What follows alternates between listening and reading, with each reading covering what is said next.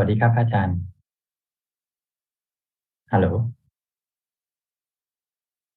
ครับครับได้ยินครับอาจารย์ครับผมครับครับ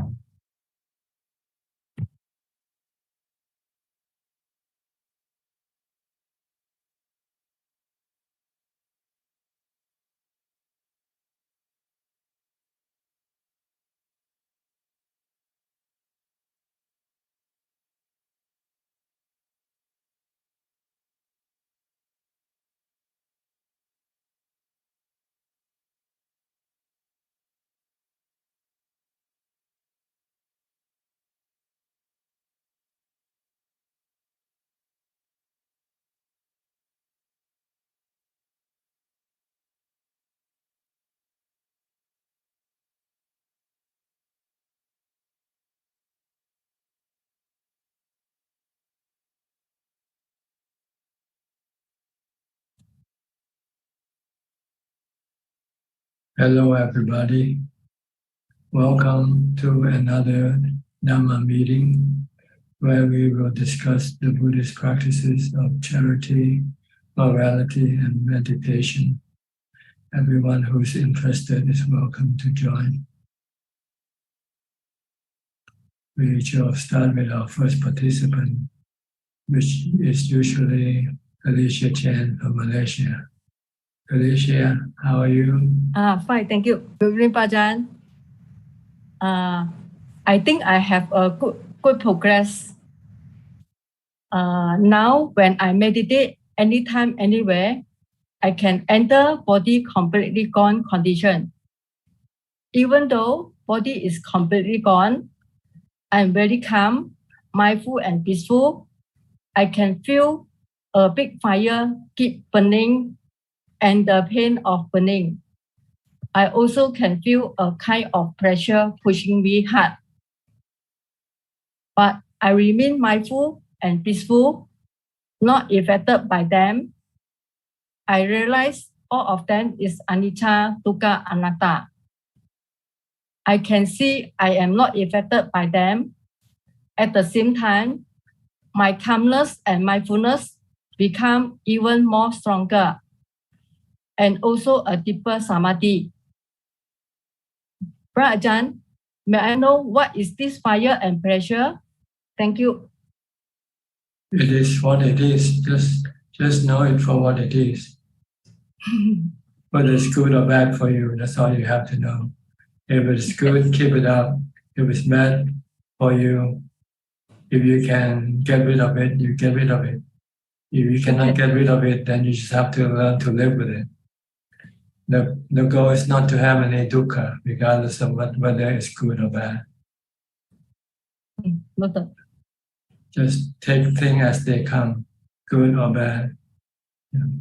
Good or bad, you cannot control them. Yeah. If you can control them, if you can concentrate your mind, you might be able to get rid of them.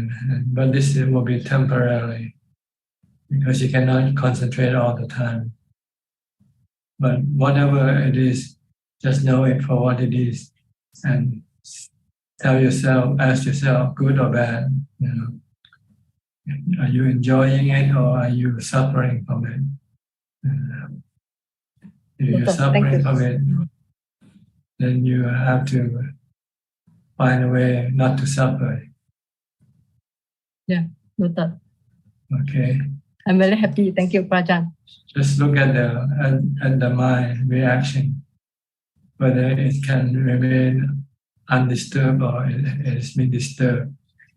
If it's being disturbed, then you have to correct the disturbance. Not what disturbed the mind, but try to stop the mind from being disturbed. Okay, noted.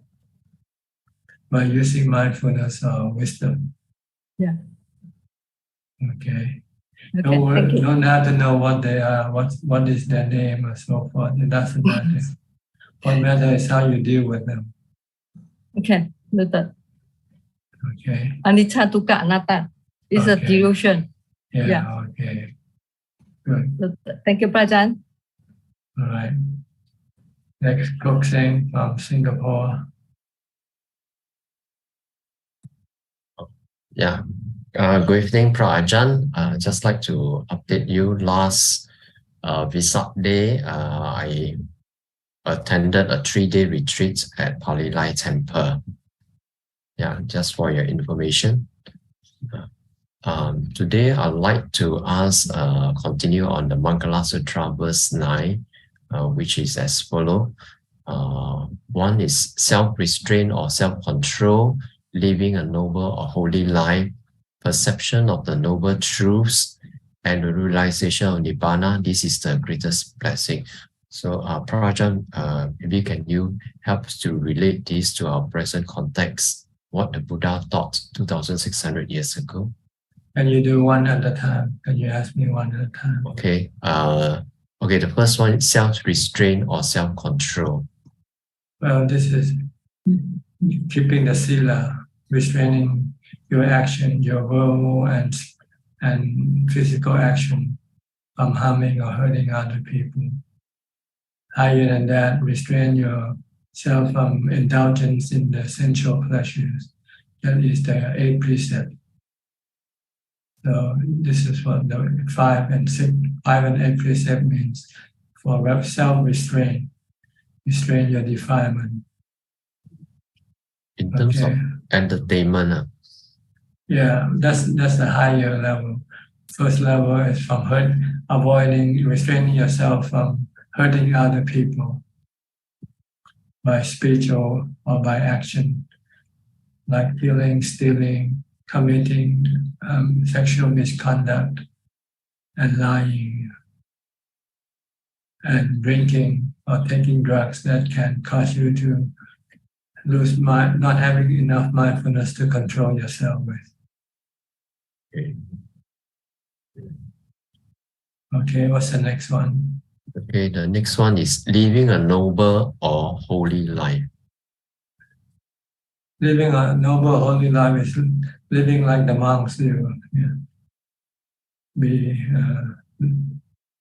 Be totally detached from sensual pleasures, activities, and concentrate on the meditation practices, samatha and vipassana, bhavana.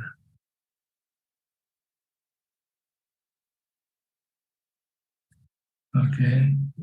And the third one, perception of the noble truths and the realization of Nibbana. Seeing the Four Noble Truths happening in your mind in real time. When you feel sad, you know this is dukkha. And you can, if you have wisdom, you know that this sadness is caused by your attachment or cravings to something that you have lost, to something that you haven't been able to get. Like you lose your job, you become sad. Or you apply for a job and you don't get the job you applied for, and you become sad. Dukkha, caused by your desire to get a job, not to lose your job. But if you see it with wisdom that sometimes you cannot control this situation, sometimes you cannot keep your job, sometimes you cannot get a job. So you have to accept this reality. And once you can accept this reality, then you will stop your desire for getting a job or for keeping the job you have. You just have to let things be. When you do this, then your dukkha will disappear, your sadness will disappear. So this is seeing the Four Noble Truths in real time, in real life situation. When you lose something you love, for instance, you will feel sad. But if you know that this sadness arises from your attachment to the things you love, you desire to have those things you love come back and remain with you. But it's already gone. Reality is gone, and you cannot stop this reality, change this reality. When you can see this, then you accept this reality. Then your sadness will disappear. So you see the sadness, which is dukkha. You see the cause of sadness, which is desire or craving. You see the cessation of dukkha when you accept the truth of anicca, dukkha, anatta. So this is saying the Four Noble Truths. Then what is next? This is the greatest blessing. Okay. Because if you can see this all the time, then you can get rid of all your suffering, your sadness, your stress, your anxiety, your fear, everything. Because they all come from your attachment to something. So let go of your attachment to everything, and you will have no dukkha. Yeah, that's very clear. Yeah, thank you, Ajaan. Okay. Next, Kwan Liman from Malaysia. Ajaan, if someone has entered the path Magga, but have not experienced the fruition, the phala yet, are they considered to have entered the footstep of the stream? I don't know whether you want to know this thing. If you on the path, you just have to work on the path until you get to the fruit. That's all. And that matters. Okay. So the fruition is to break the three factors and also to let go of the body to face, to be able to face old age, sickness, and death. That's right. Just like when I explained you have to see the Four Noble Truths regarding your attachment to your body. You attach to your body, so you get dukkha when your body get old, get sick, or die.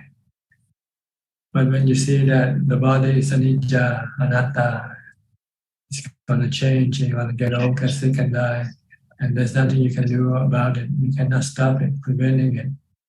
Then you accept this truth. When you accept this truth, then you let go of your attachment or your desire for the body, not to get old, get sick, or die. When you do that, then the dukkha will disappear. The fear, anxiety regarding the body will disappear. Because you're willing to die, you're willing to get sick, you're willing to get old. So what can cause you to have any stress, anxiety?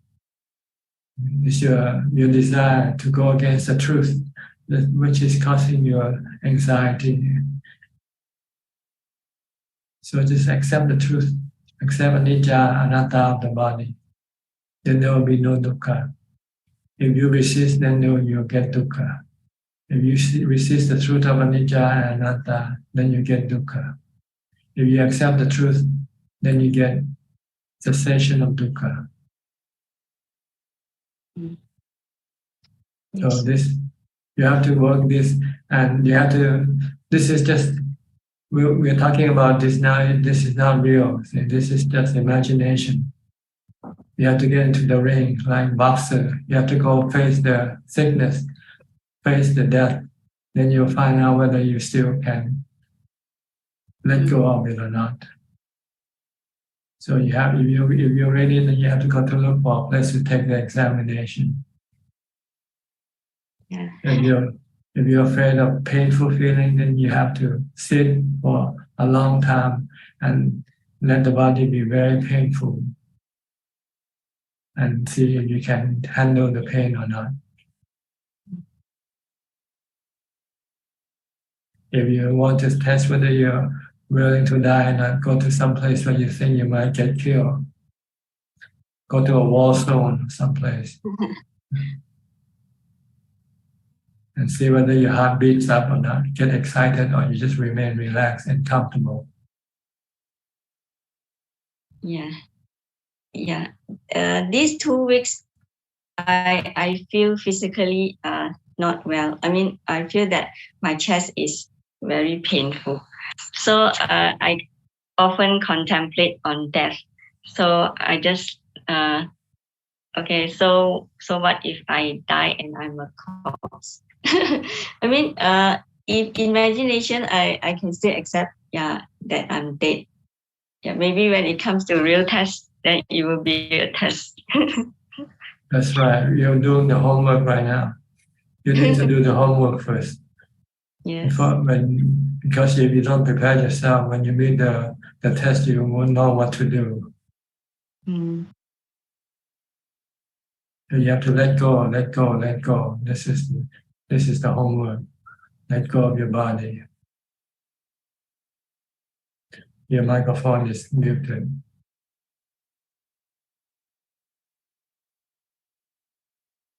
Something was wrong with your connection. Your video, okay. Sorry. Yeah.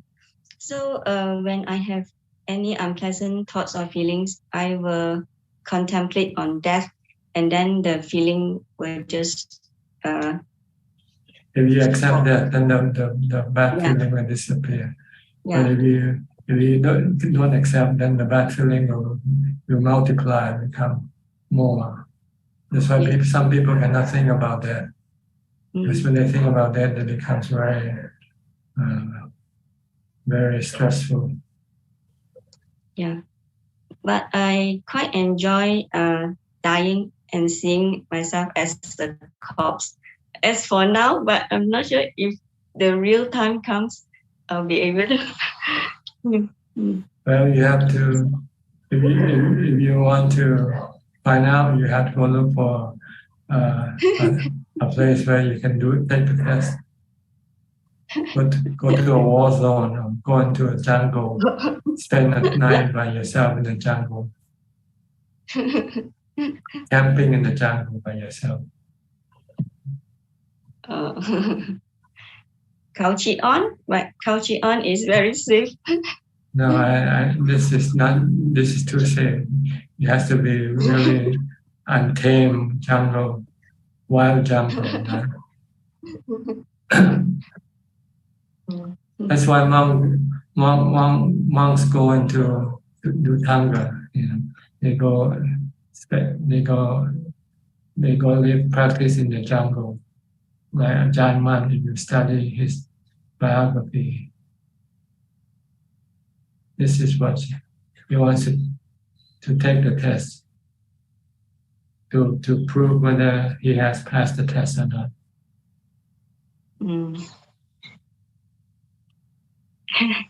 Okay. Yeah. Thank you, Ajaan. All right. Next, Claudia. From Nuremberg, are you back? Are you in Switzerland now? Good afternoon from Germany. We had been in Switzerland last week. We found an apartment where we will move to in fall. Yeah. And now I'm back in Germany, and of course we have a lot to do and to let go now. Yeah. Take only what you need. The rest, just give it away. Yes. Yes. Live like a monk. You don't need so much possession. Yeah. Just have the basic, the essential things. Like the four requisites of living: food, shelter, medicine, and a place to stay, to live in. All the other extra, just throw them away, give them away to charity. Yes, this is what we plan. Yeah, I already put things in some internet groups that we give things away for charity, because it's a matter of my heart to support people who are in need, and so we will try to live with what is necessary. And of course, I also want to do charity when we are in Switzerland. Yeah. So you can have more time to spend for meditation.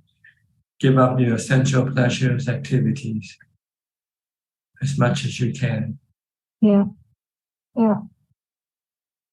So there is already this beautiful monastery Kenneth showed us in February, and I don't want to do full-time work when we are in Switzerland, only part-time, and I hope that I can spend a lot of time at this beautiful monastery. It has a huge library and wonderful rooms to meditate.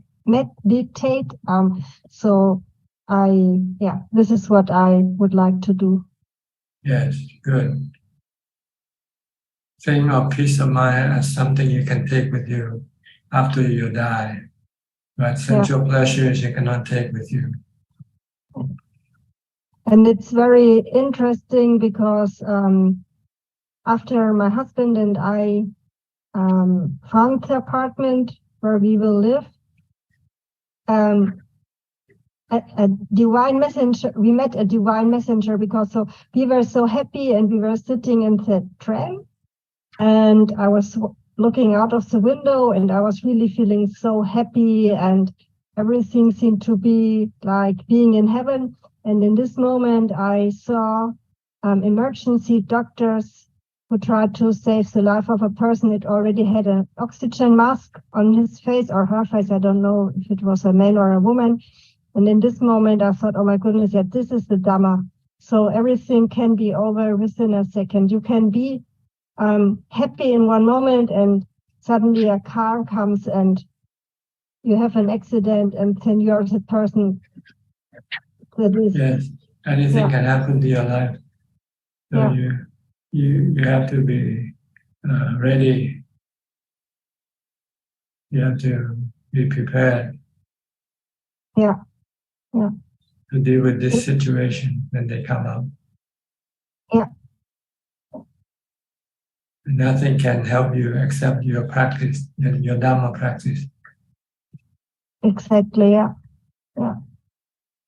and it gave me the motivation to contemplate more Murananusati about that. Contemplation of that. Yeah. So this is currently the situation. Yeah, it will spur you to do more practice. If you're not yet prepared or not yet well equipped to deal with the situation, then you have to do more practice.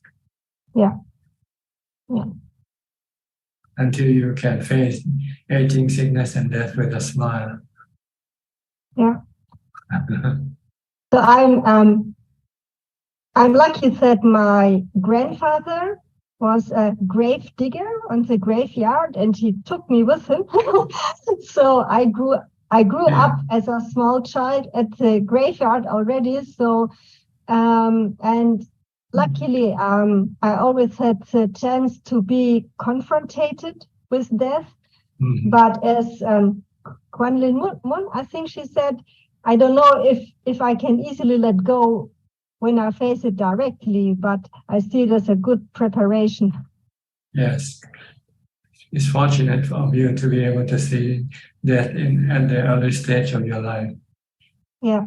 And I'm glad that I already saw it at the early stage, because here in Germany, parents always want to keep their children away from death. They don't take them to funerals and nothing. Yeah. But I was a little girl, and I was at the cemetery, and it was not, I didn't feel bad.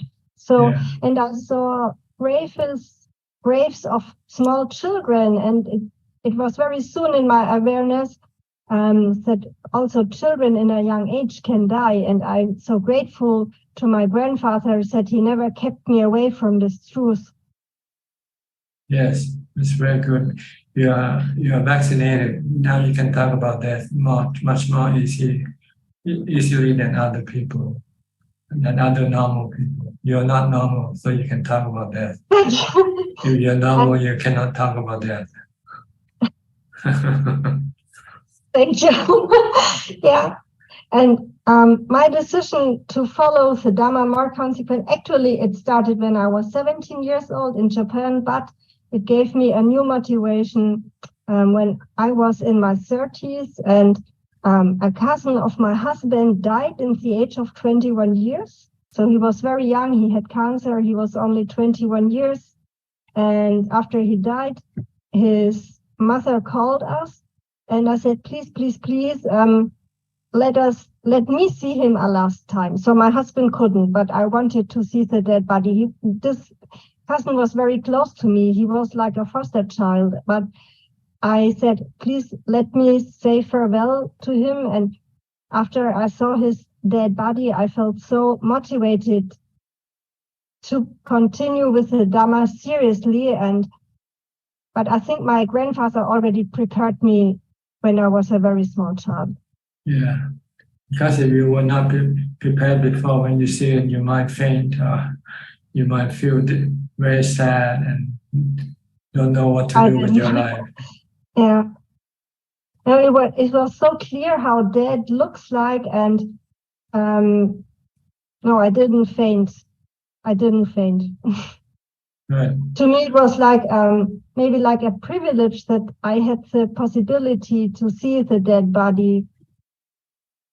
Yeah, that's a good messenger, divine messenger. Yeah. It will cause you to start to think deeper about life. What does life really mean when you come to the end of it? What does it all mean for us living? Eventually, when we die, we lose everything anyway. Yeah. Yeah. That's the truth. And it will make you want to study more Dhamma, maybe study more about the mind, which doesn't die with the body. Yeah. Yeah. Yeah, and I will take the chance to do it. Okay. You have any question tonight? Not at the moment, thank you. No. Okay. Go to Julia from Sweden.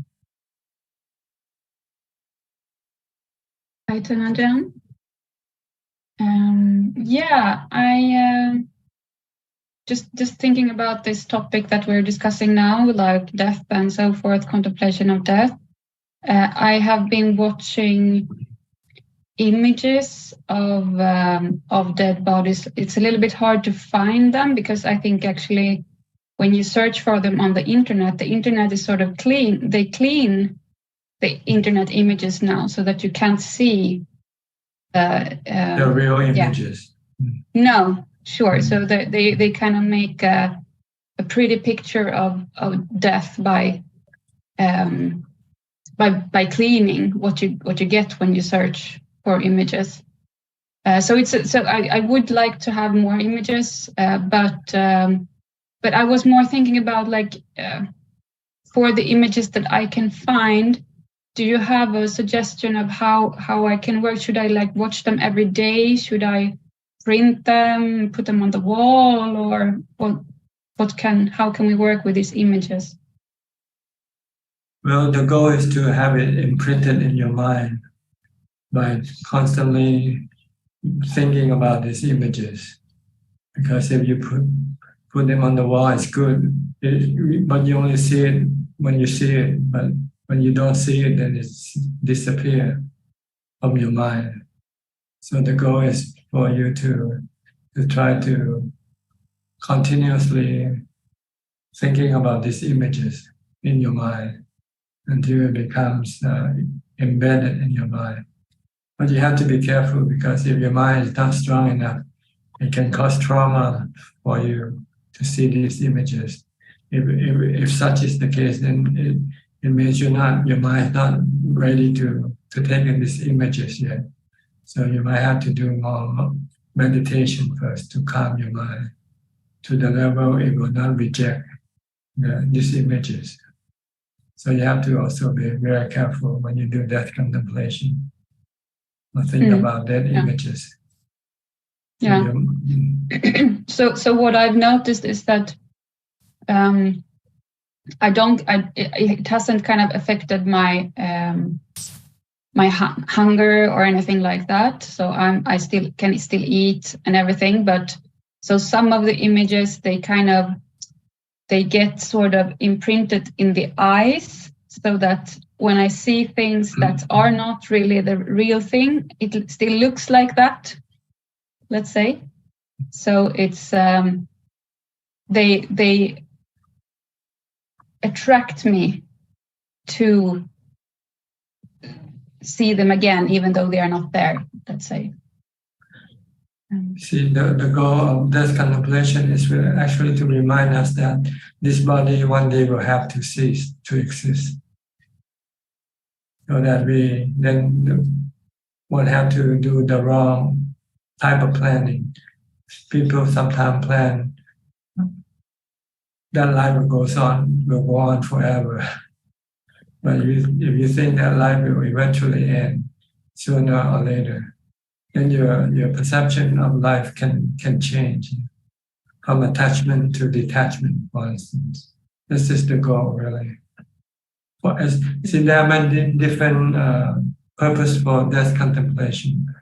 One is seeing the cessation of life. The life doesn't go on forever with everybody, you, me, and everybody.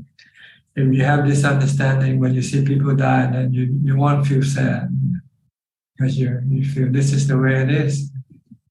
The reason why people feel sad because they never thought that we will die. So when we die, someone died, it suddenly become very, very sad. So this is one of the reasons, the purpose of doing death contemplation is to remind us that life is impermanent, that one day it's gonna stop. And if we can remember this and accept this, then when things happen, we just say, oh, this is the way it is. There's no big deal about it. But then there's another purpose for doing death contemplation, like looking at dead bodies. This is to really eliminate our sexual desire. This is another purpose. So you have to understand the different purpose for doing this contemplation.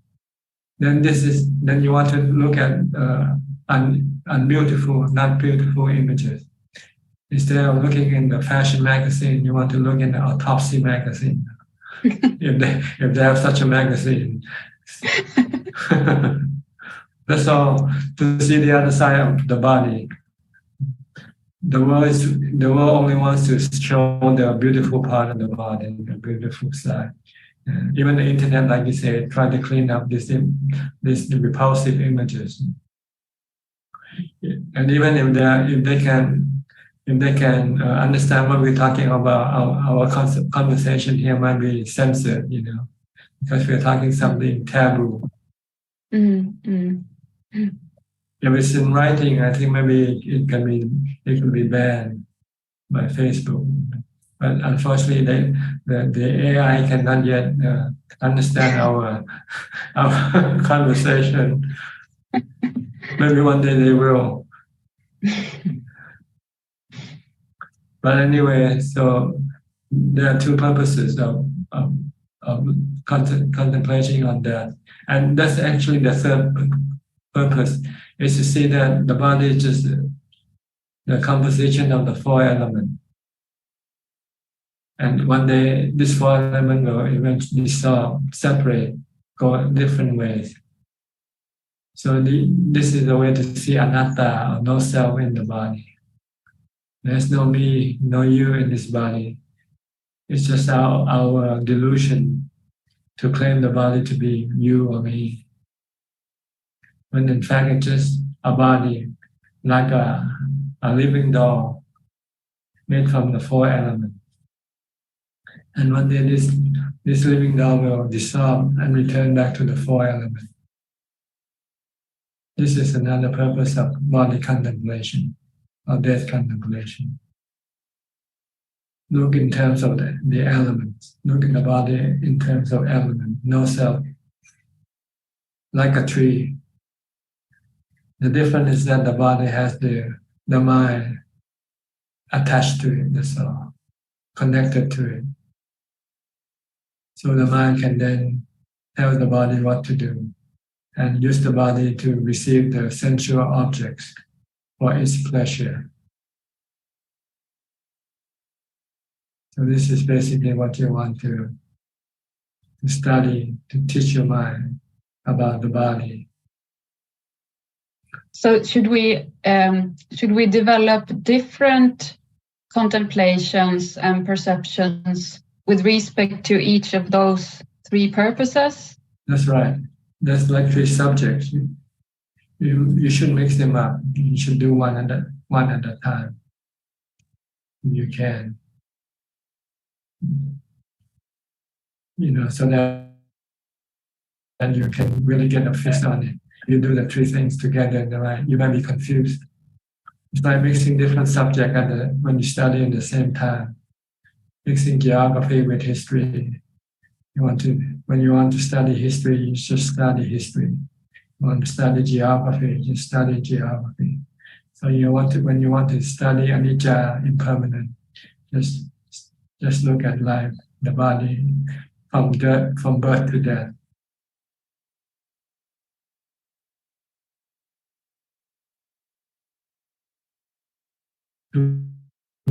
Aging sickness, body is just a composition of the four elements, of the conception.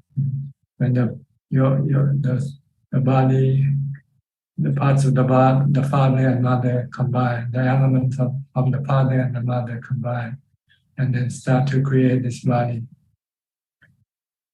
to eventually dissolve and return back to the four elements.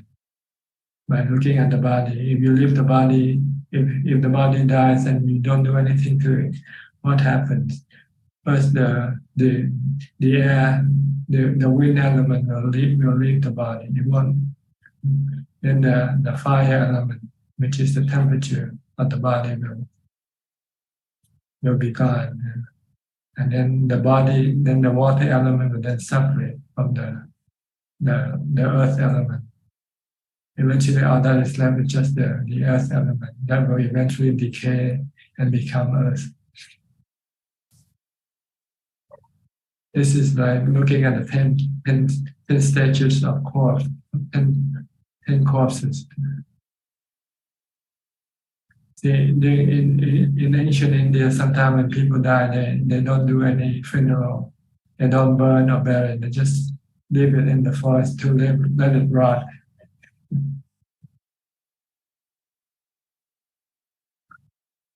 So and if you want to study the repulsive aspect of the body, and you think of the body when it dies, or you look at the internal organs of the body. This is to reduce or eliminate your sexual cravings.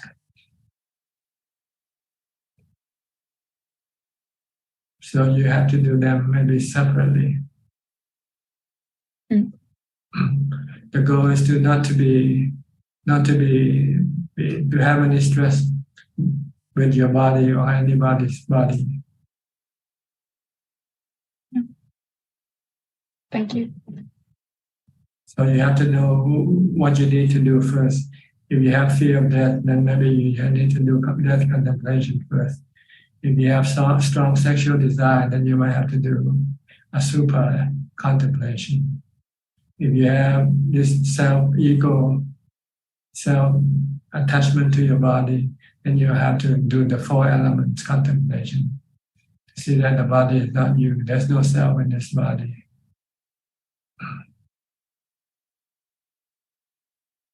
The body is just a body, a living doll that the mind happens to be connected to and use it as our instrument to satisfy our cravings, our sensual pleasure cravings. Okay? Okay. All right.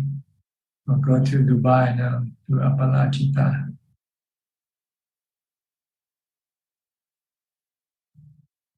Good evening, Ajaan.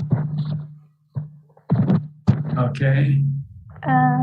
No, I don't have any questions. I have been thinking about all that I've been listening to and working on my meditation. And and it's just cute because, the meeting started and my cat just came from somewhere and he wants to sit next to me. So I just think it's cute. That's it. Besides doing contemplation, you also have to do meditation. Yes. Because if your mind is restless or agitated, you won't be able to do this type of contemplation. Right. So if you feel you cannot contemplate, then it means you need to do meditation first to calm your mind to the level where it will be able to accept the truth. The truth that the defilement doesn't want to see. True. So don't forget meditation if you do contemplation. You have to take turn, calm your mind first. Then when your mind becomes calm and when you finish with your meditation session, then you can do contemplation. And after you can do contemplation, your mind starts to become agitated, then you stop contemplation and go back and do meditation to calm your mind. Okay. This is how you will do. This is how the relationship between samadhi and panya works. Right. Meditation and contemplation. Okay. Okay. All I right. will continue to do both. Go to Singapore. Gary. Good evening, Ajaan. I'm just listening in. No questions right now. Thank you. Okay. Melinda, also from Singapore. Ajaan, discussions earlier helped a lot. I want to ask you, like last week, I think when you talked to Upeka Alfredo, you say people like to hurt people. People like to hurt people. So yes, I Some people, not everybody.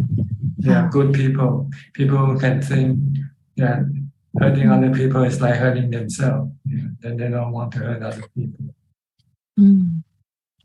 But people who doesn't know how to think, and these people, they usually want to hurt people because when they hurt other people, it makes them feel good.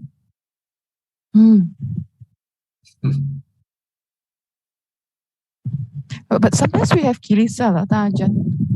Like we have pride, ego, jealousy. We unknowingly hurting We all others. have them. We all have them. When we are born, we all have this thing. But the difference is it depends on our parents. If we have good parents, then they can teach and train us to be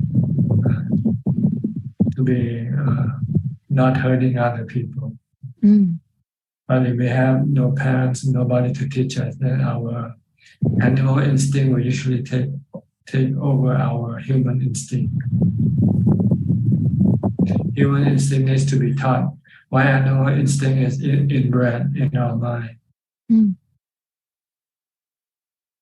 Right? It's easy to break the precept than keeping the precept, right? Okay. It means that you have the animal instinct in you. If you find it harder to break the precept, then keep harder to break the precept than keeping the precept. Then you have human instinct in you.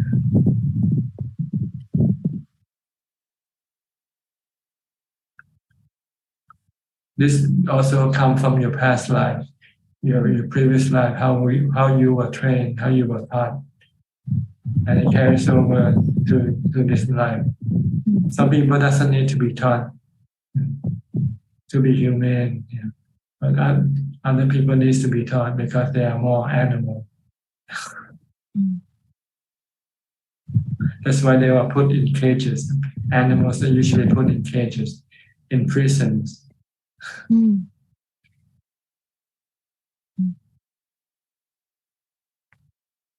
Okay, you're not in cages right now, so it means you're human. You're still human.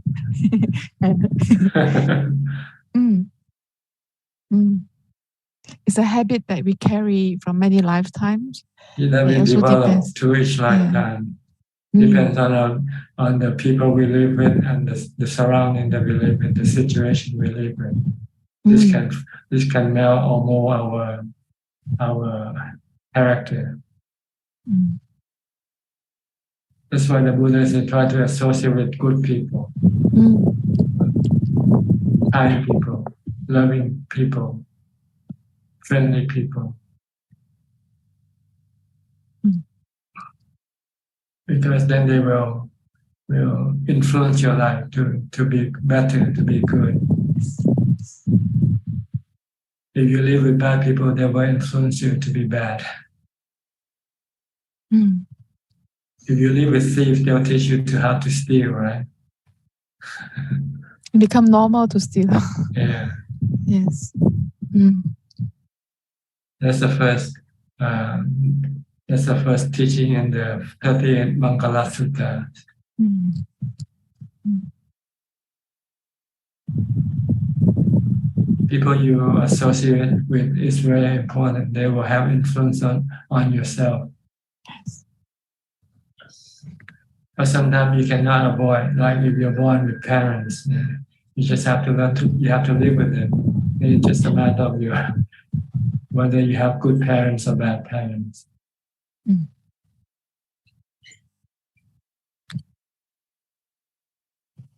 Okay. Mm. Thank you, Ajahn. Okay. I'll go to Yang So. Ajahn, yeah, good evening. No question, I'm listening. Yeah. Okay. Go to Tipawan, Idaho, USA. I would like to say thank you very much indeed that your explanation makes my mind more clear with the four elements. And thank you, Julia. You brought the awesome subject. I have no words to thank you. Okay. I'll go to Becca. Alfredo from Sao Paulo.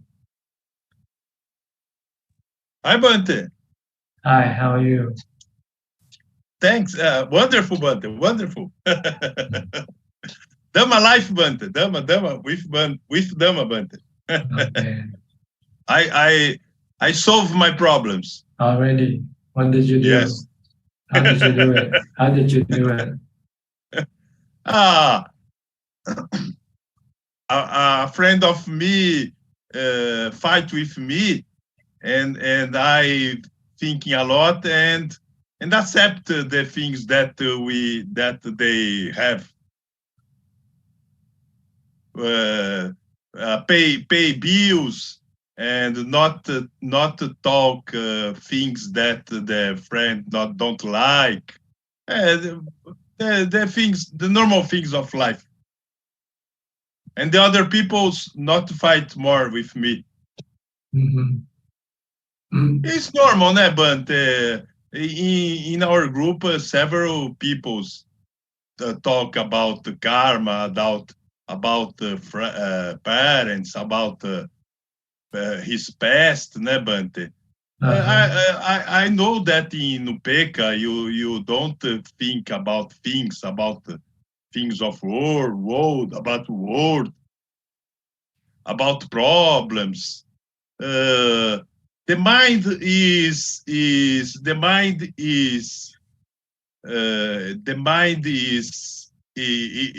perfect, but in life, using the mind, any problems arising, né, Bante?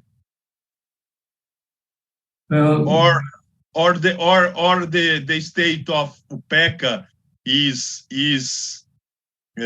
necessary, because it's two Upeka, né? Upeka in Samadhi and Upeka in wisdom. Upeka in wisdom, the mind is Udacha, né, Bante? The mind is calm, né, Bante? The mind is not reactive. The mind is not thinking of world, think of parents, think of family, think of other peoples. The mind is more in Samadhi, né, Bante? The mind is the life is good, né, Bante? With a good mind, né, Bante? Yes. So you need Ubeka from Samadhi and Ubeka from wisdom. Yes. Then everything will be beautiful, wonderful. Yes. Okay. Okay. A positive side of world, né, Bante? If you know how to look at life, everything is good. Even death is good, because everything is natural. You have to look at everything as natural. Yes. Birth is natural, aging, sickness is natural, death is natural. Good people, bad people, they are all natural. Yes. Yes. They are like the weather. Sometimes you have good weather, sometimes you have bad weather. Yes. So it's like people. Sometimes we run into good people and sometimes we run into bad people. Yes. So if we have ubeka, then if we have the right understanding, then we let go. We are not affected by what we come across, good or bad, doesn't matter, because we know we cannot change things. Things are like this. They were like this before we came. They will continue to be like this after we die. This is the way of the world. Yes. Yes. And try to fix it or change it will be impossible. It will cause you frustration. Okay. Yes.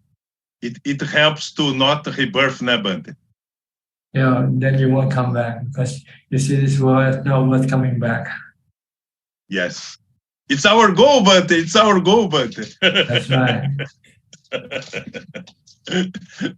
Because every time you come back, you have to get old, get sick, and die. Yes. Yes. Okay. So don't come back. Okay. I won't see you next life. Okay. I hope I won't see you next time.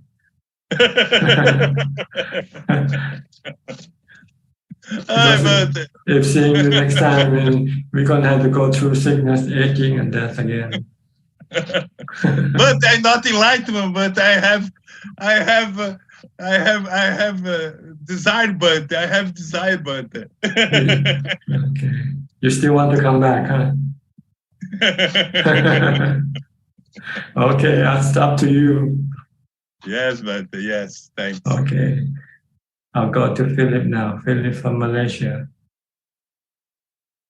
Good evening, Bante. I have no questions tonight. Thank you for giving this talk. Nothing else tonight. Okay. Go to Alvin, also from Malaysia. You're both from Kuala Lumpur. Yeah.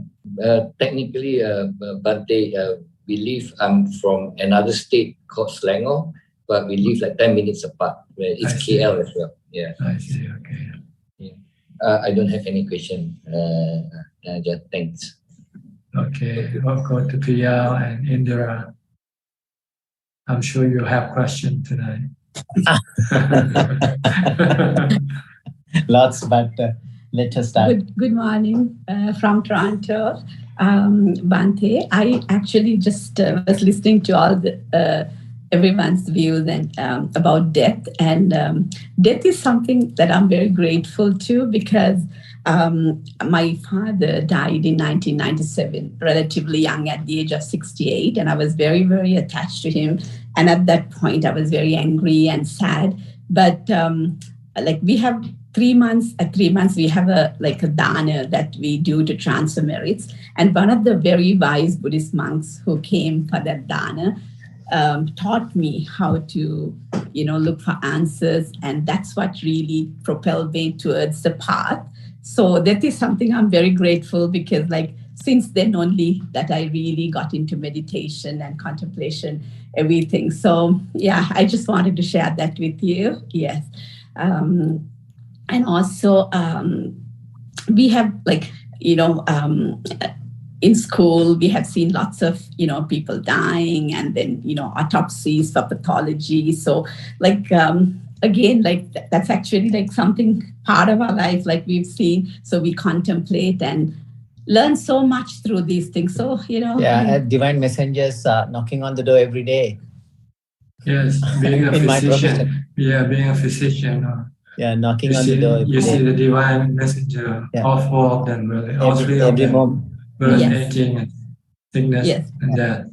We got lucky that And way, then but not everyone, all physicians are open up to it. I guess then everyone be enlightened by this time. But it's hard though, even the matter of contemplating, right? You see them, But if you don't contemplate according to Dhamma, it doesn't really help much, I guess, I believe. Yes. Seeing is believing. Yeah. Yes. Yes. It's had a stronger impact on your mind than just thinking about it. That's true. That's true. And especially when you see young people dying, that really, old age sickness and death, we think of it all the time, but somebody young, when it happens, and it happens like how fast the patient is here now, next moment he's talking to you, next moment is gone. Like it's so momentary. The death happens that fast, and can happen to you too. So it's idea is to kind of reflect back on you and see this too can happen to you. Every time you see death, you should reflect it back to yourself that you might be next, Yes. In line. Yeah. This may be my last sunrise this morning. Thank you so much for sharing your wisdom with us, because however much we sort of see, listening to you and you sharing your wisdom with us, it makes things so much easier for us. So thank you so much, Ajaan. Okay, you're welcome. Any more questions? Bhante, you talk about the fine balance between samatha and vipassana, or say concentration, or and contemplation. I guess everybody's balance is at a different spot, right? Some people need more contemplation, more more samatha. So you fine tune, like it's your dial, right? You know what is the right spot for you. Normally, for beginners, you will do more meditation than contemplation, because you need meditation to support your contemplation. So the stronger your meditation is, then the stronger will be your contemplation. Because you need a clear mind, a calm mind to look at the truth. Like studying. If your mind is messy, you find it hard to study, right? But when your mind is not messy, it doesn't have anything to think or worry about, then when you study, you can concentrate on your study more, better. So usually this is what it means. You need a clear, calm mind before you can actually study the truth. And also, I think your past life experiences also coming to it. I mean, somebody who's practiced a lot of samatha, it's much easier for them to practice that even in this birth. That's right. That's why we have different level of meditators, even though we might start at the same time, but the ability and our ability might be different. So the entrance can be different depending on the personality. Some people can be like a lot of faith-based, like faith follower, and get into jhana and concentration, whereas some have more dhamma follower, more like a contemplative type in the mind, analytic type. They can still get into focus concentration, but they start from a different end. Yes. Different people have different entry points. Yeah, ability. Like some people are left-handed and some people are right-handed. But sometimes you need both hands to hold something solid, right? So it's good to have samatha and vipassana. Yeah, you need both. To wash your hands. Nongda Mahaprabhu used to compare samadhi and vipassana as your left and right foot. If you have one foot, then you have to jump when you. Yeah. You can wash your hand like if you have dirt in your hand, you can only one hand. Yeah, you need two hands. Rather with two hands. Rub it, and wash it cleanly. Otherwise, I might get COVID. The patients. But the other very interesting thing you said about the good and the bad people. I guess it's more skillful and unskillful. I guess the human, according to brain evolution theory, humans have a better capacity to become skillful, but the animals don't have it. Unfortunately, for example, a snake or something is a reptilian brain. The cortex, prefrontal cortex is not developed. Therefore, you cannot do the training of the mind. Either they can run or attack. like flight or fright. So, but even some human do work at a lower level of the brain where the fright and flight response, I guess, as you get, but we have the ability, capacity to train our mind to be more mindful of the fact whether we can be more skillful and unskillful. So we can drop the unskillful and become more skillful. I guess that's the advantage the human being has, but obviously not everyone is doing to their the capacity they have. Luckily, we had the Dhamma to train the mind. This is just a comment. See, some people have the human body, but their mind is not human. Their mind is still animal. They still like to kill, they still like to steal. So even though if they have a human body, they won't be living like a human. They're living like an animal. Yes. And there are some people with human body, but with Deva mind. These people are kind, generous, and helpful to other people. They are Deva. They have the 4 Brahma Viharas. So they are really not human. They are Devas. They are angels. Beyond, yes. Higher level than the human. Human just basically keep the 5 precepts, can maintain the 5 precepts. It's considered to be human. But to be higher than that, you have to have charity. You have to have generosity, loving kindness toward other living beings. Then you become Devas. Yeah. And if you can meditate, then you can become a Brahma, Rupa Jhana, Rupa Brahma, Arupa Jhana, Arupa Brahma. Yes. And if you see the Four Noble Truths, then your mind becomes a noble disciple. Even the body is just human, but the mind is beyond, much higher than human level. They are noble level, Arya level, Sotapanna, Sakidakami, Anagami, and Arahant. So their mind operates at a different frequency because they have more skill in more skill. They have developed more skill. Definitely, yeah. Like you are a doctor. See, if I'm a bus driver, your mind has developed higher than mine. I only know how to drive a bus, but you know how to treat people. Treat sick because you study more than I do. I think the study is not the important. I think the wisdom, the knowledge can take you certain extent, and that's it. It stops, and the wisdom is one that drives you further along the path. Yes, you need wisdom. You need someone wise to teach you to be wise and good and better. Yes. Without the Buddha, we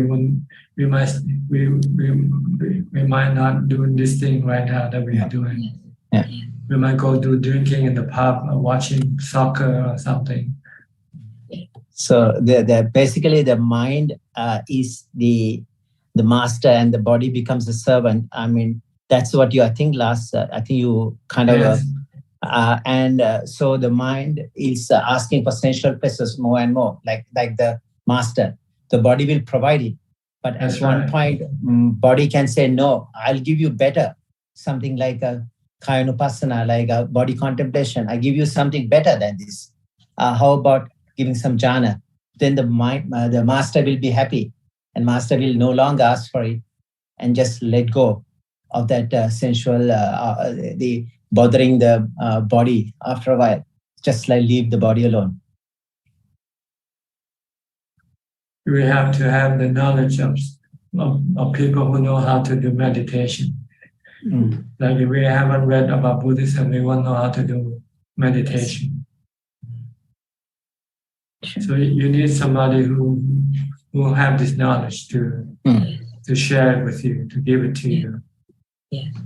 To meet the right teacher at the right time. The Buddha is the number one Kalyana Mitra. I guess the Sutra text can be considered, unless you practice, obviously you have to practice, but text sutras also can be, if you don't have someone, but you can become your Kalyana Mitra. Although they are inanimate, they are not real people, but you can extract information and become a Kalyana Mitra if you don't have anyone. Well, but the difference is that if you have someone to teach you, it's easier to learn than study it by yourself, reading from the text yourself. Like if you have to study medicine from the text yourself, you think you might be able. But most of the things you learn after you practice, I guess, text does not matter at the end. The practice, you learn while you're doing it, like learn more with experience, just like meditate. That's right, but you need somebody experienced to teach you that. Yeah, absolutely. And also teacher, medical school, Bhante, that I have to tell you, it's by chance we got such a noble, chance to meet you this way, because we there were so many things that we had. He's more a contemplative person, more into Vidarshana, and I'm more stillness, samatha kind of person. So we used to, like everything else, like medicine, we used to argue, about this. You're like yin and yang. True. It's very difficult, different paths. Yes, very, very. But that's okay. We understand our limitations. So much together, but the paths are. So after we met you, we kind of settled. We came to a compromise and like a peace. No more war. You have to add the missing part that you don't have. Yeah. Yeah. So thank you so much. Thank you so much. Thank you. Okay, Much very true. You're welcome. Now you can go back to work, right? Yes.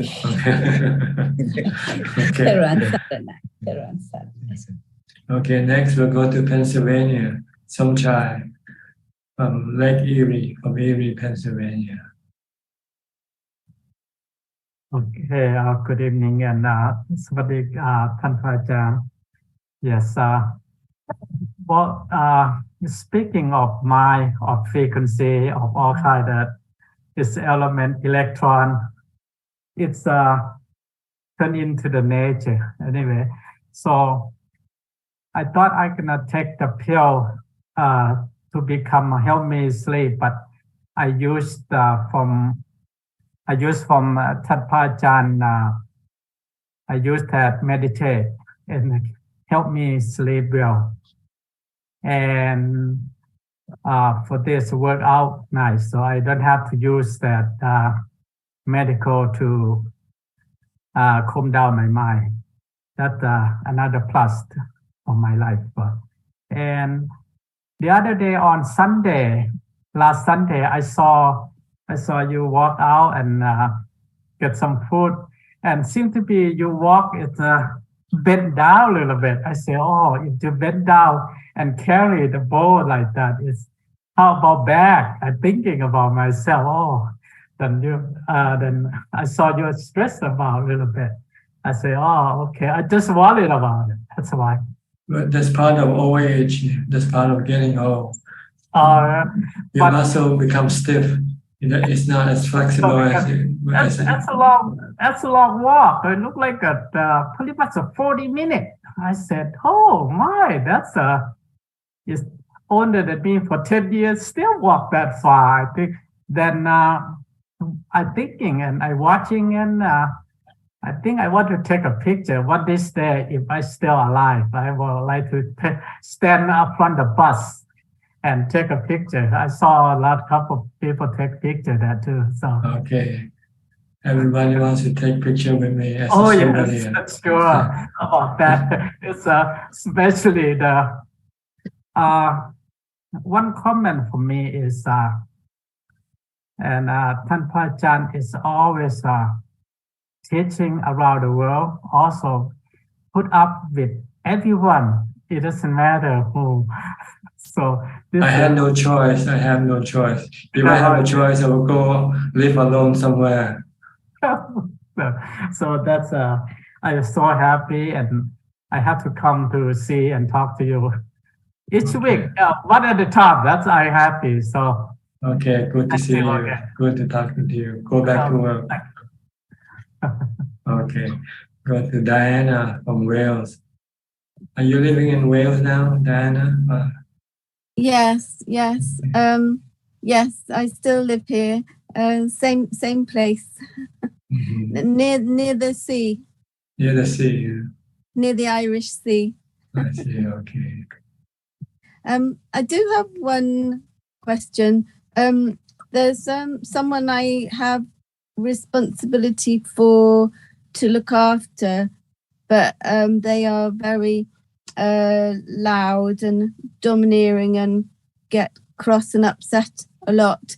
And I try and maintain my equanimity, but I do find it quite triggering sometimes. There's nothing else to do, is there? Only work on myself. That's right. Don't try to change them. Change yourself. Change yourself to accommodate them. Maybe you don't like a certain aspect of them, you have to teach yourself to learn to accept them for what they are. They're like apples. You cannot change them into grapes or to bananas. Just take whatever you come across. Take what you're given. Yes. Life will be less stressful when we accept things as they are. We get stressed because we don't want to accept things as they are. We want to change. We want to renovate. We want to move things around. And when we cannot do it, it becomes stressful. It's hard to listen to people's anger, though, isn't it? You need to develop a lot of upekkha, equanimity. That's what you need. To do more meditation. The more equanimity you have, then the easier for you to live with people. Yes, I know this to be true. Thank you. Okay. Just think of them as apple and don't try to make them into bananas. Yes, I like that because it's funny. I can change you. Yeah, I cannot make you bananas. You're apples, so I have to eat apple today instead of bananas. Yeah, and it's important to keep a sense of humor, isn't it? Yeah. Yeah. But sometimes I think when you're calm, it annoys people as well. When you're calm and you annoy people because you're being calm. Well, that's their business. You cannot have that. Yeah. Yeah. Whatever people want to say or do is their business. We cannot force them or tell them what to do or say. Just let them be. Which is the hardest thing to do, right? The easiest thing to say, but the hardest thing to do. Let them be. Let it be. Yes. Okay. Try it. Let me know next time when you meet these people or this person, whoever. Yes. I just want to run away.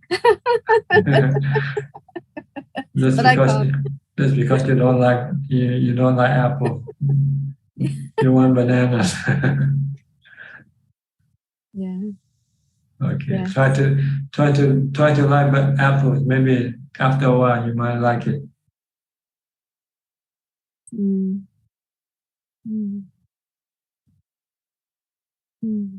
Everything takes time to mature. Yeah. Try to learn to like them. Eventually, you might find it hard to be without them. Oh yes, there's that as well. Thank you. Okay, you're welcome. B. Ravin from Bangkok. Hi, good evening, Ajaan. I really like your analogy on, books, magazines on corpses rather than magazines on fashion. Yeah, they don't sell autopsy magazine. They can't make money. Nobody wants to buy them except us. We are normal. I think we will be the first one to go buy or get a subscription. Yeah, possibly, the monastery can start selling it to the local community. Your gateway to Nibbana. Read these magazines. Divine messenger. It's true, Prajan. And I was just reflecting just now that, our mind tends to dislike what we don't want to see. But in fact, actually, if we look and keep a neutral mind, we will find that it's actually beneficial because we can reflect upon ourselves and tell ourselves, this is what our body will become. But we can choose to not let our mind become affected by this. So I was just reflecting on that, And whenever I see in the news, sometimes there's a dead body or, they try to blur it. I think if the media didn't try to blur it, then maybe people would buy accept death. Wouldn't buy the media. Wouldn't buy the magazine or watch the news. Yes. Okay. Anything tonight? Yes, just one question for clarification, Prajan. You mentioned about contemplating aging, sickness, and death so we can let go of our attachment to our body.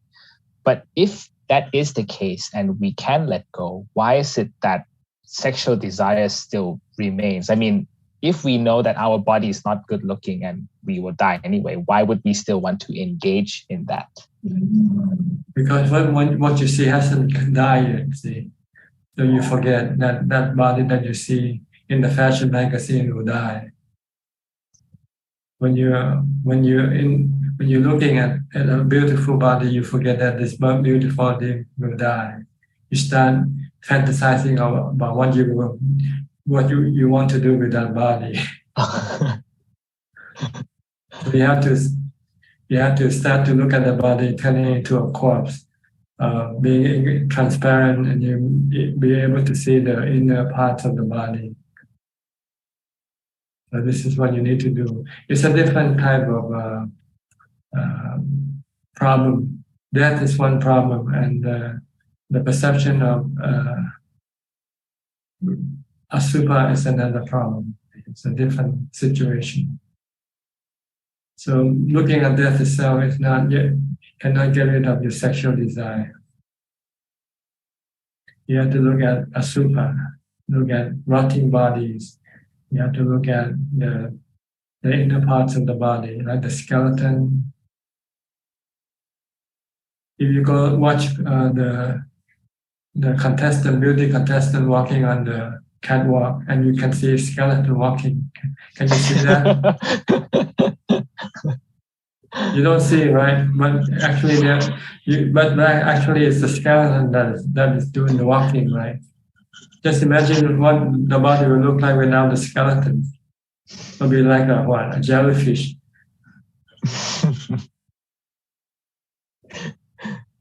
Yes, indeed. So this is the kind of contemplation you need to do. It's different from death. Death is just a cessation, stop functioning of the body. But you don't see the repulsive aspect of the body from death contemplation. Unless you look at the corpse, the 10 types of corpse, from bloating into become rotting and being eaten up by dogs or crows or vultures. Then you can have this sexual desire will disappear when you see the body like that.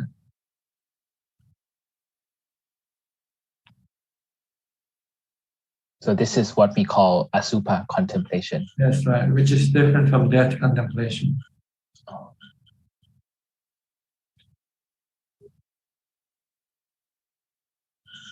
Right, I see. So it's separate.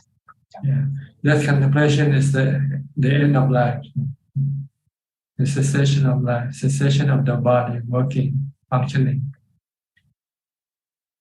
but you don't see the internal organs, you don't see the repulsive aspect of the body.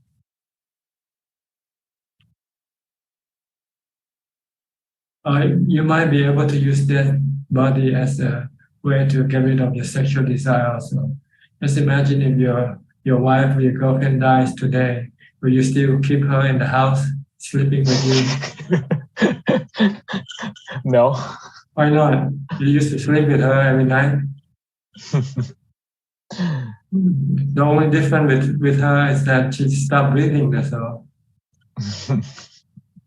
The body is still the same old body, but your perception of that body changed, right? Yes. Definitely. From being attractive to become repulsive. Repulsive. Straight away. Okay, maybe you can use this to get rid of your sexual desire.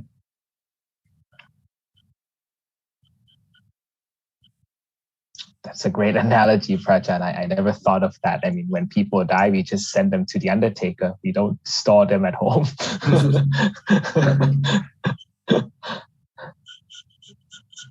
It's perception, isn't it, that causes our mind to be deluded and think that it's attractive or repulsive when actually it can be either one, depending on what you look at.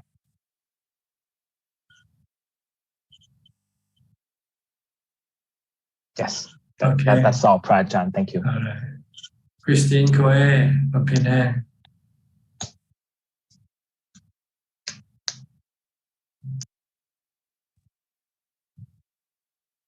Can you hear me? Yes, go ahead. Good evening, Thalajan. It's very happy to see you again. Just now I listened to your Dhammatalk. I feel very, very happy. All your analogy. Thank you so much. I have no question. Thank you. Okay. Go to Vancouver. 3 and check.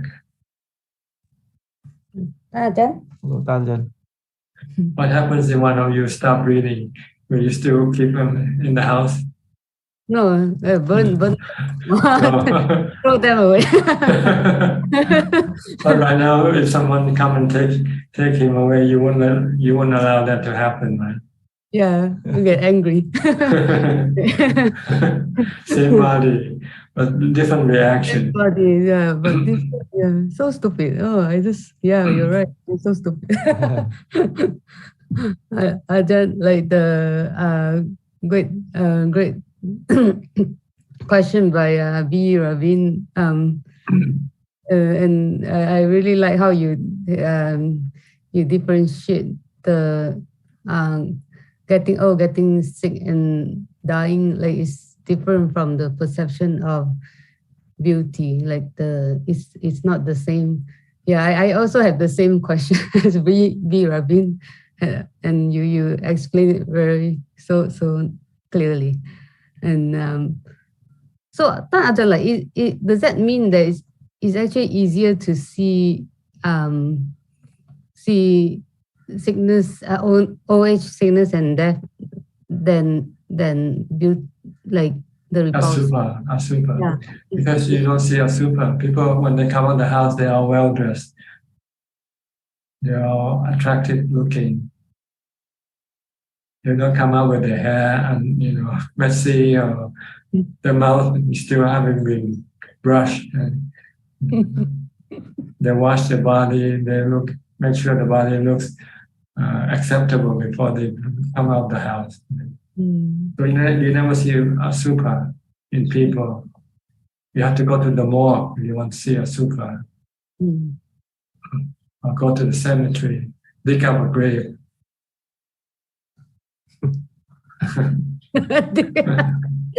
Become a grave digger. Like not grave digger, but Claudia's grandpa. Not a grave digger, but she's the grandpa is undertaker. Is it undertaker or graveyard worker? I think, right?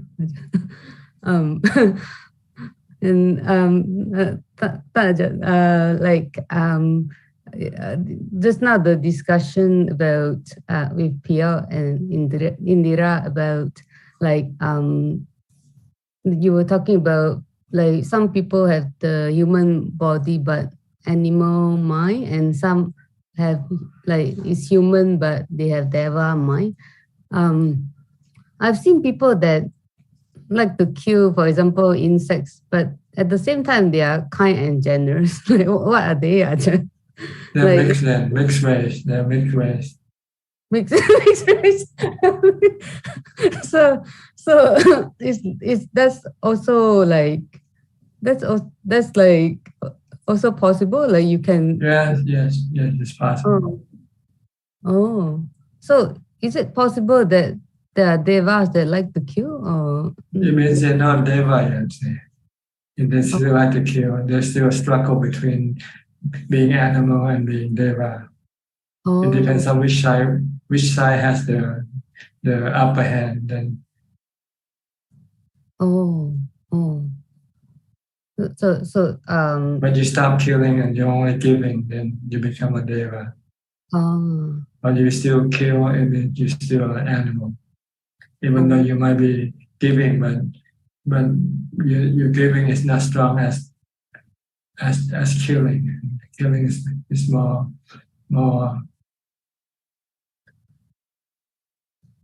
strong. It has a stronger effect on your mind than giving. Because what you give is very small compared to what you you destroy. You destroy life. But what if they have a wrong view? Like I know some people think that they are kind by killing insects. Like they thought that they're trying to protect. They're just being kind animal. That's what they are. Kind animal. wrong thing. They're still animal, but they have some kindness in them. Like some dogs they have some kindness in them also. Yeah. They can save their some dogs can save like people or save. Yeah, help other people. Yeah. Yeah. Okay. But the majority instinct is still animal. They still kill, they still steal for food or whatever. Yeah, you help me clear up a lot. Yeah. And I feel lucky that you don't have a choice, because you told Somchai just now that if you have a choice, you would have hide. You would have hide alone in somewhere. So it's good for us that you don't have a choice. Thank you. It worked out well for us. Maybe not for you, but it's good. Thank you, Ajahn. Okay. And you, Sri? Yeah, I have a question. In terms of sati, like mindfulness, Tanaja, like the mindfulness when we grow, like older, like it will become weak. No. Mindfulness belongs to the mind. It doesn't get on with the body. The body doesn't change what contains in the mind. Your mindfulness, your good intention or your bad intention doesn't change with your age. Your defilement don't change with your age. Or your Dhamma that you have developed don't change with your age, your body. Yeah. No, because sometimes when I see like people get old and then like the mindfulness get weak, so it's because like we didn't develop the mindfulness. Yeah, their mindfulness is weak in the first place, so it remains weak.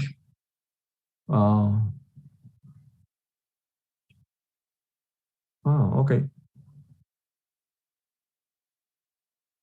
Okay. Yeah, there's just one question. Right. Thank you, Tanajan. You're welcome. Hi, Ryan. You're next.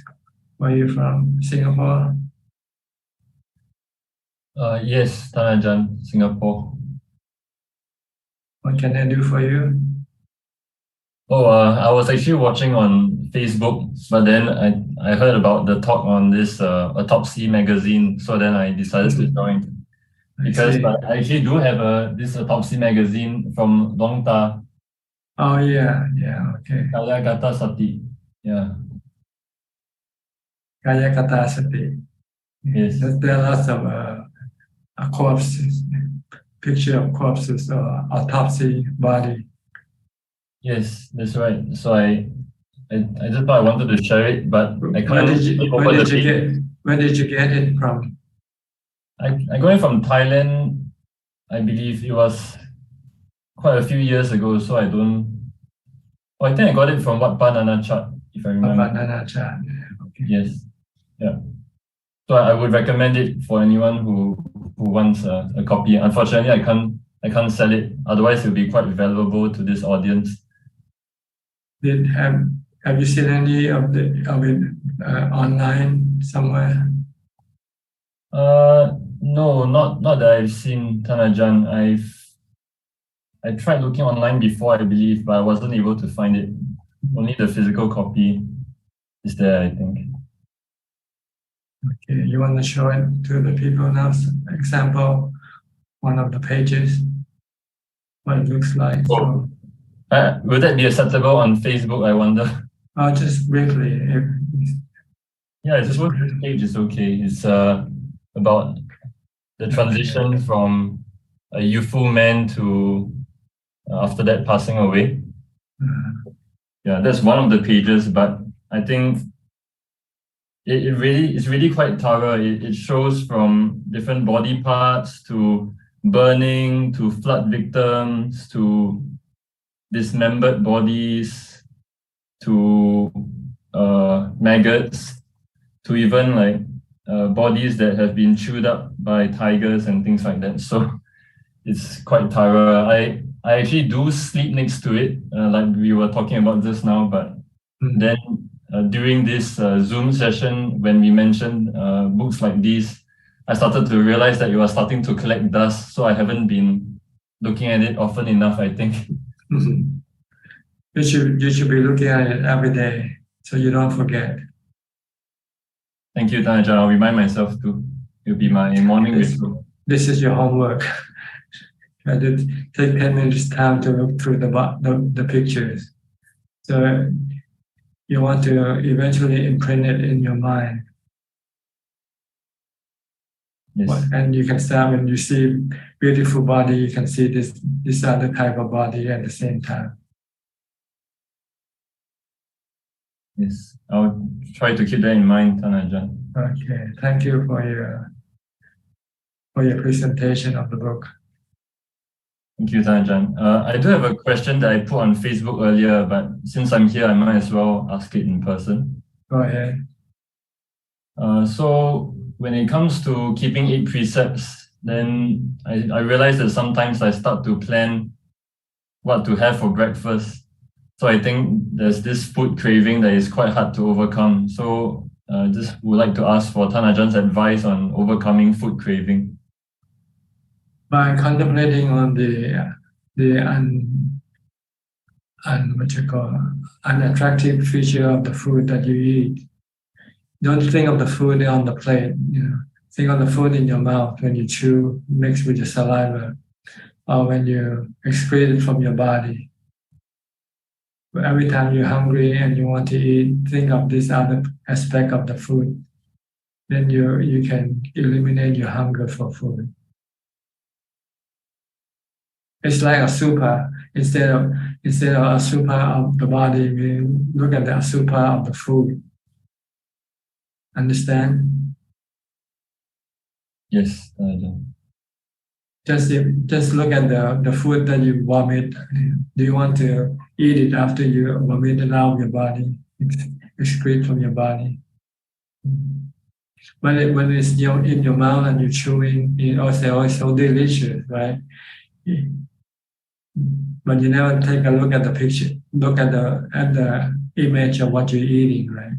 Because you still keep looking at the image of the food on the plate, but the actual food that you're eating is not that image anymore. So you want to look at the real image of the food that you are enjoying before you swallow. Like spitting it out after you chew it. Before you swallow, spit it out first and take a look at it. Then put it back in and eat it and swallow it. See what I mean? Yes. That wouldn't be very pleasant at all. Yeah, every time you think about breakfast, think of ham and eggs or whatever. Think of it when it becomes mixed in your stomach, how it would look like, all the ham and eggs in your stomach, not on the plate. Yes, it'll do like vomit essentially. Yeah, we call them vomit, but they actually are food, right? Digested food, ingested food. But you give it a different name. Food on the plate and food in the stomach. They're all the same food, but with different images, different appearance. So you can look at the image of the food that can cause you not to want to eat. But you have to be careful. If you do too much of it, you might not be able to eat for a while. Then there will be a problem. So you have to know when to stop, but don't overdo it. Because some people overdo it and they find it difficult to eat. They cannot eat because every time they eat, they think of the food in the stomach. I think that'll be something for when I eventually get there, because for now, that's the least of my problems. Okay. All Thank right. you, Ajahn. You're welcome. Sulan, also from Singapore. How come you always come in last? Oh, I was preparing. Yeah, just now I went out to get some grocery. Then I came back. And after that, I washed up before I joined the Zoom session. Yeah. Yeah, so sorry I joined late tonight. No, it's okay. Just wondering. You can join anytime you want. Okay. Then usually on Tuesday I work from office also. Then after that I travel home about 1 hour to reach home. Then I will usually try to eat something. Then after that sometimes I'll wash up before I join. Yeah. So yeah. It's 10:30 now in Singapore. Yeah, it's 10:30 now in Singapore. 1 hour ahead of us here in Bangkok, in Thailand. Yeah, happy Vesak Day, Ajahn. Yeah, happy to see you. Seeing you makes me feel very peaceful. Yes. You have any question tonight? Yeah, I have 3 questions to ask Ajahn. Actually, the first question that I had was, I think just now there was the mention about how the asubha is unpleasant and repulsive. That kind of related to, it reminded me of one contemplation that I had today, which is like the truth seems quite unpleasant to us, but then yet to the noble ones, it's like the noble truth. And yeah, I just find it very quite an interesting thing. Yeah, because like the truth, like impermanence and like the unpleasantness of the body, it is unpleasant to us. But how is it that to the noble ones it's not, and it's actually noble truth? Yes, because they can get rid of the noble suffering, the first noble truth, which is dukkha.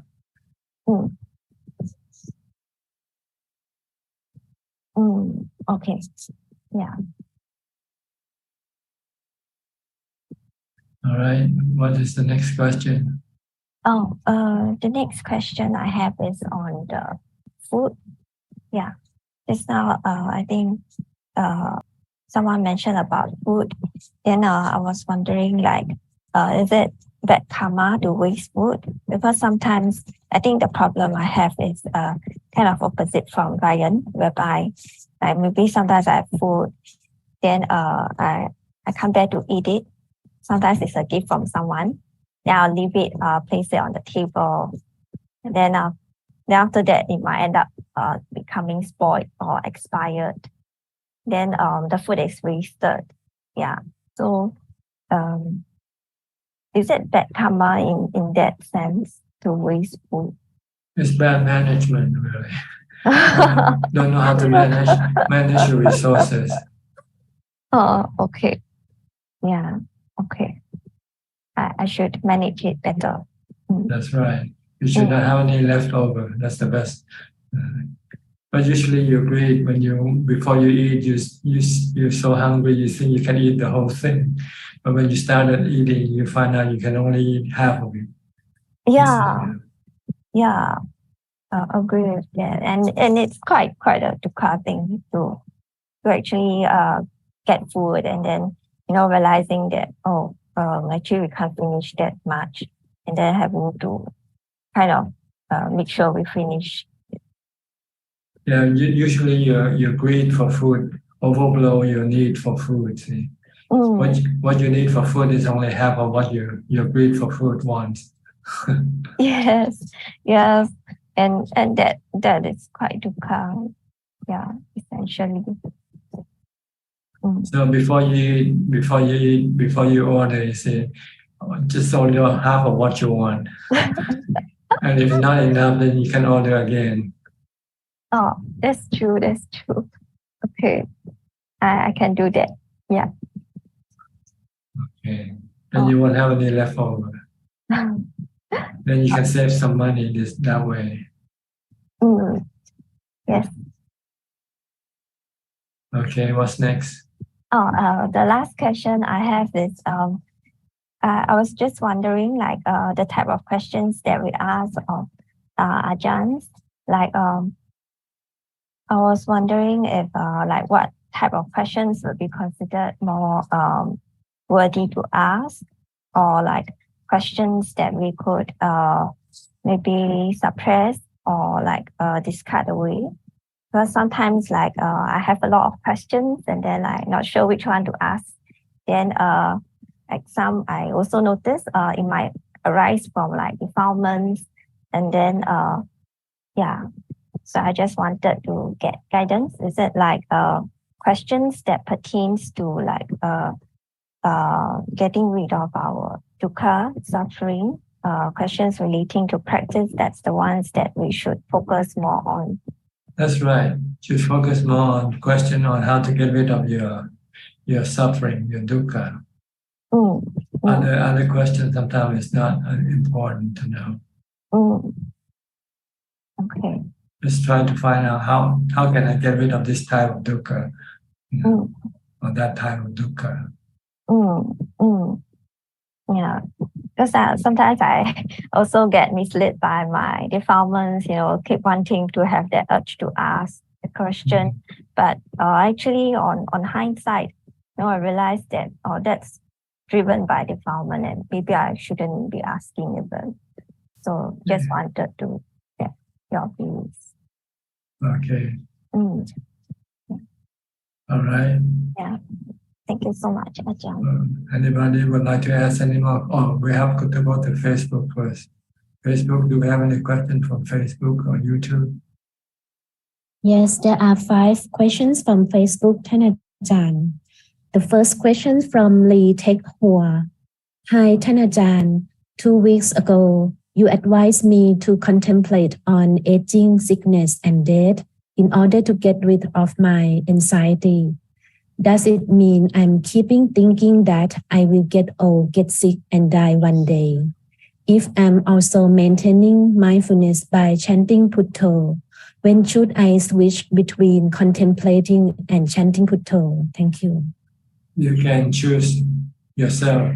When you feel you need to calm your mind, then you do meditation, do recite your mantra, meditate. And when your mind becomes calm and you want to study, then you contemplate on the nature of the body. So this is something you have to find out for yourself. I cannot tell you when or how long. This is something that you have to find out for yourself. Usually first you need to calm your mind first. And when you're not meditating, then you can contemplate. When you're meditating, don't contemplate. When you're meditating, you want to calm your mind. You want to stop your mind from thinking. So you should do contemplation when you meditate, because you will then go against each other.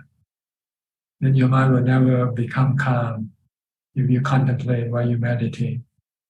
Only contemplate after you finish with your meditation.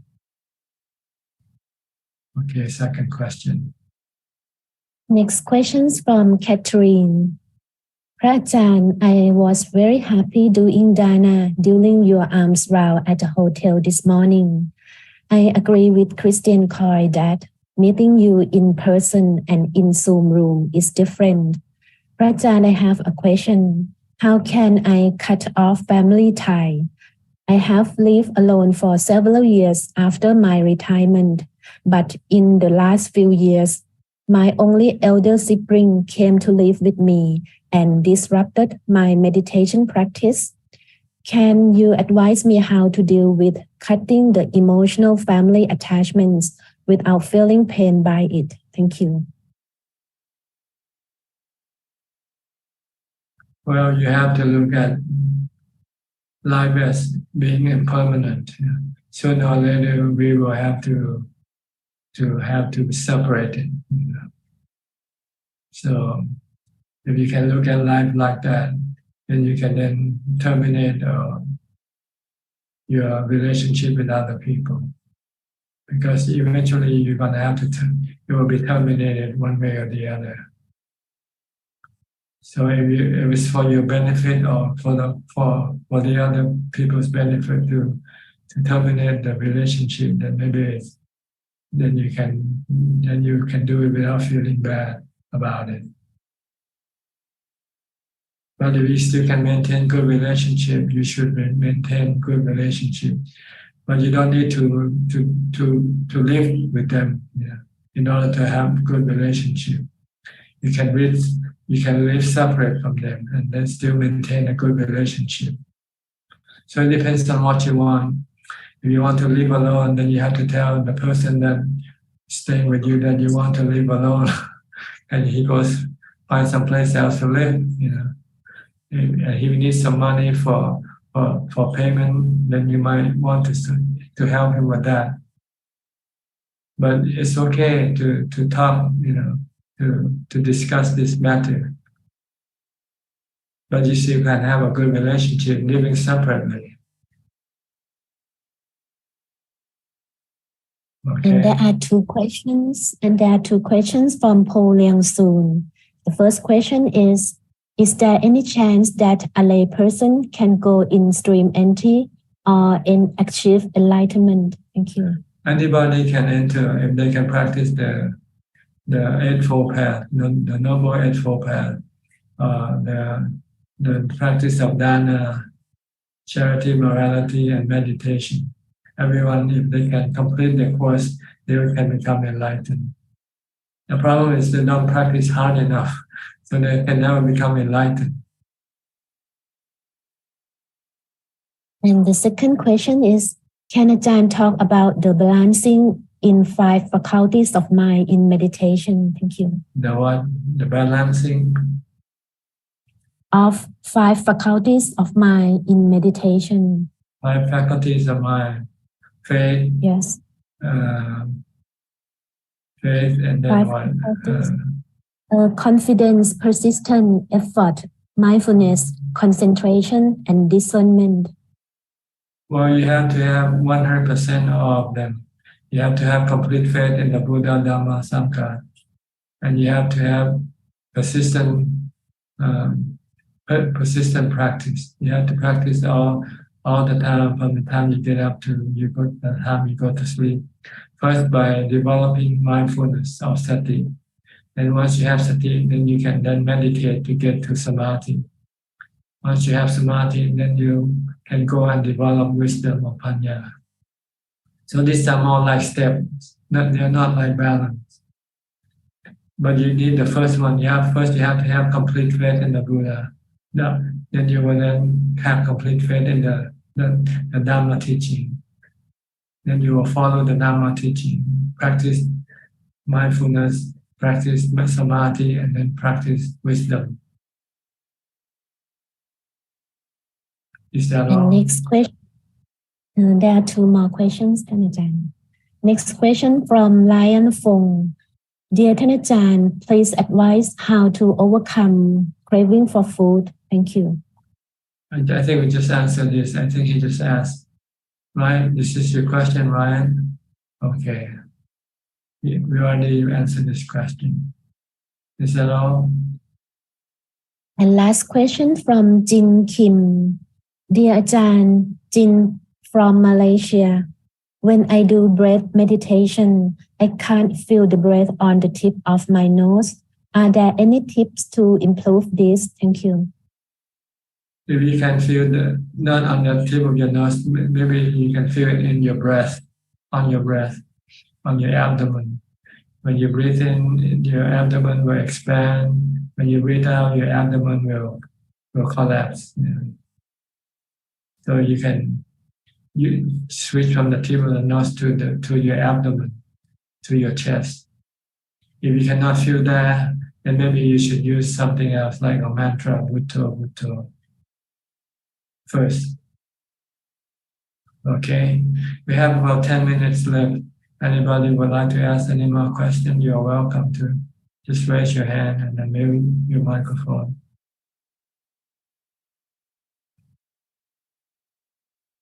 Okay, Suvan.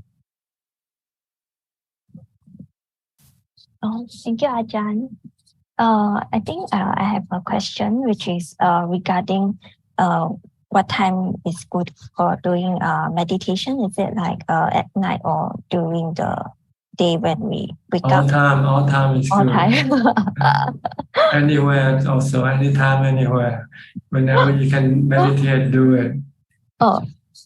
The problem is you want to choose time, choose places, and you never find the right time and the right place to meditate. So you never meditate. That's the problem.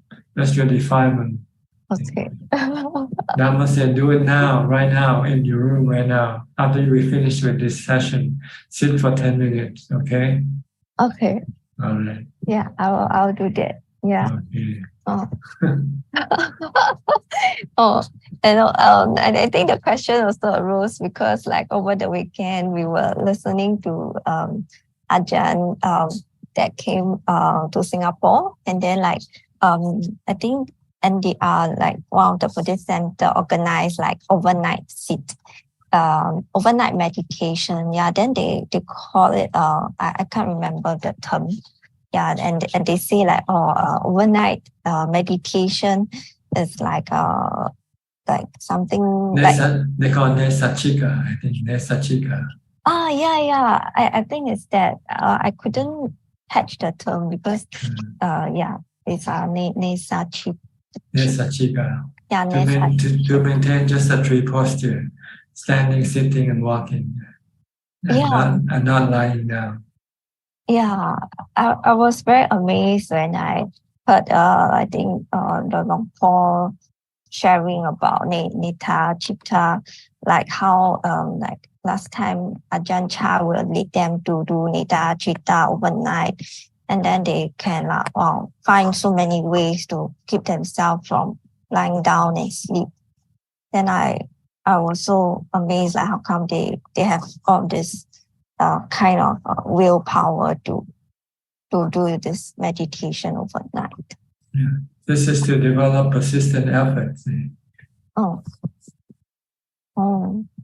And does it mean that when they do overnight they get to sleep in the day also? Yeah, later you can do anything you want.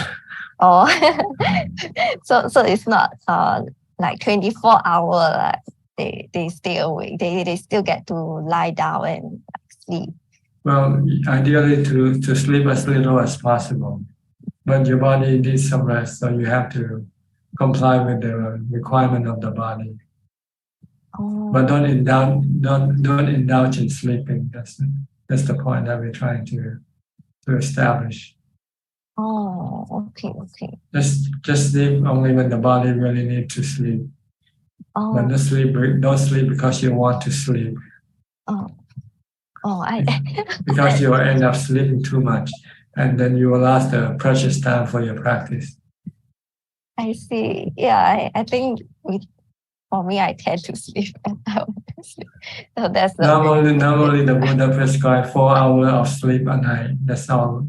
For meditator, that's all they need. For the monks, the Buddha said meditate from 6 to 10, then sleep from 10 to 2, then get up at 2 and meditate until 6 in the morning. And after that, go on arms around. Wow. Okay. Okay. Yeah. Thank you, Ajahn. All It right. clarifies a lot. Okay, Philip, you raise your hand, Philip.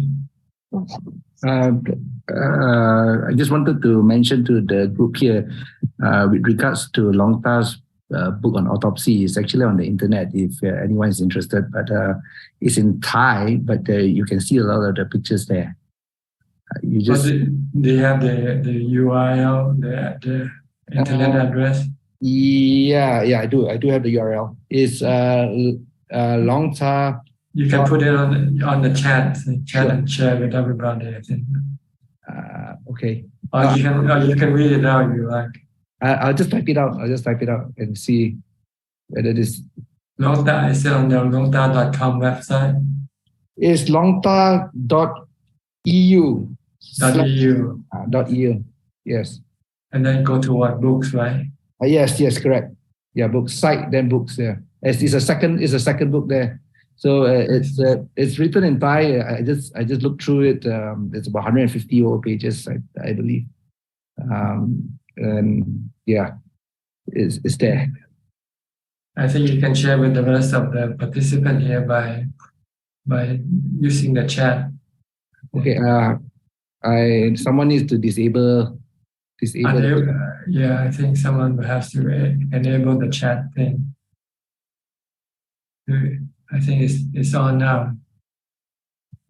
Just click on the chat button and then you can paste the address on to everyone. Okay. Down below on the button. Okay, let me try this.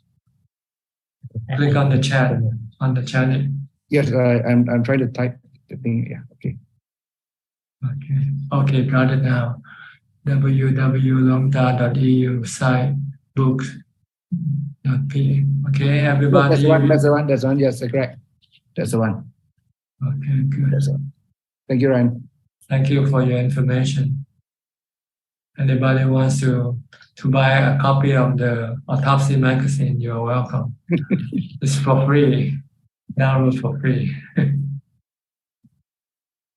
Okay. Just click on the link and you'll get to the book, I think. You said the second book? Yeah, it's the second book.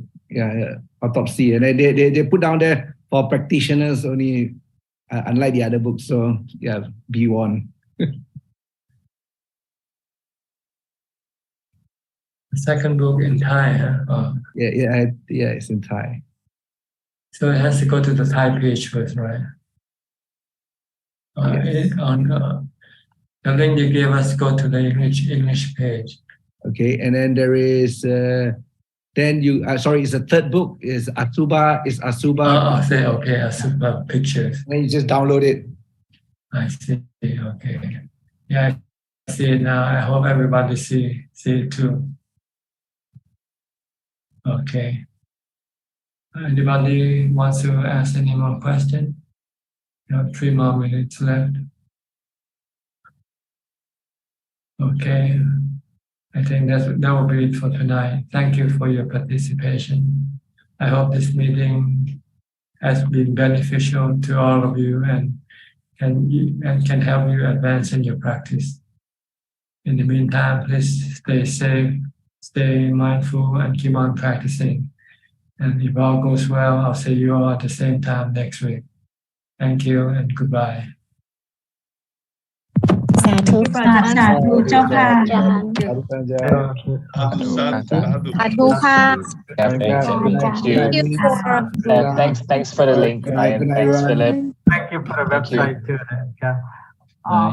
สาธุค่ะอนุโมทนาบุญนะคะ Bye bye. Check my name.